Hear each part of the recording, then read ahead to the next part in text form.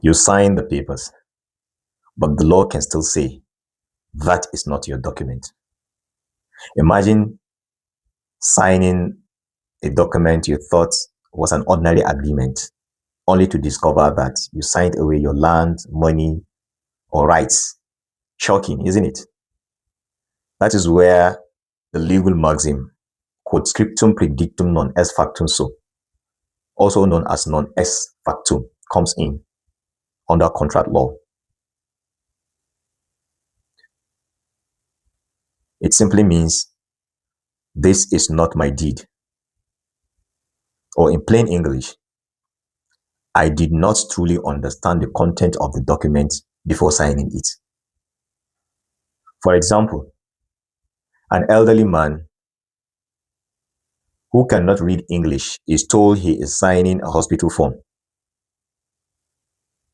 But the document he is signing is actually transferring his property.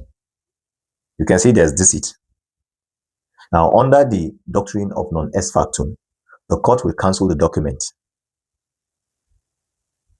because his consent was deceitfully obtained. That is, the consent was not real. In the first place. But here's the dangerous part many people ignore.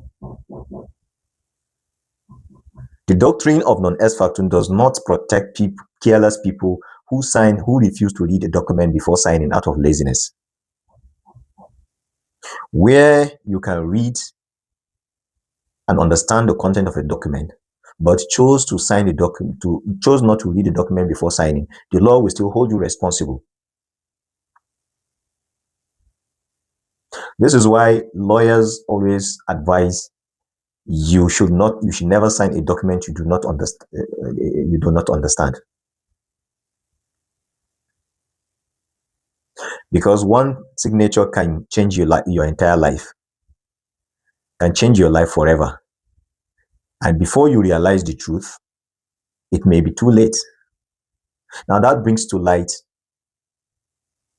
the importance of illiterate jurat. Under law of contract, there's what we call illiterate jurat. The illiterate jurat is a preventive measure. It's meant to prevent the occurrence of deceit, deception in contract. That is to say, it is a clause inserted, an illiterate jurat is a clause inserted in a document attesting that the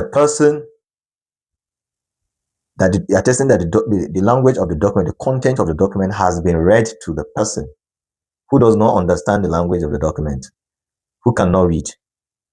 It has been read, it has been explained to the person, and the person understood the content before signing it. So it forecloses the occurrence of fraud.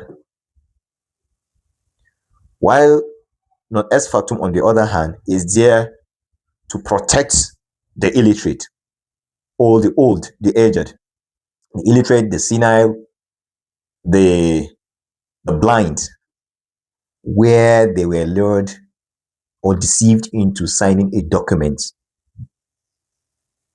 with the honest belief that it is meant for something else, whereas it is actually not that thing.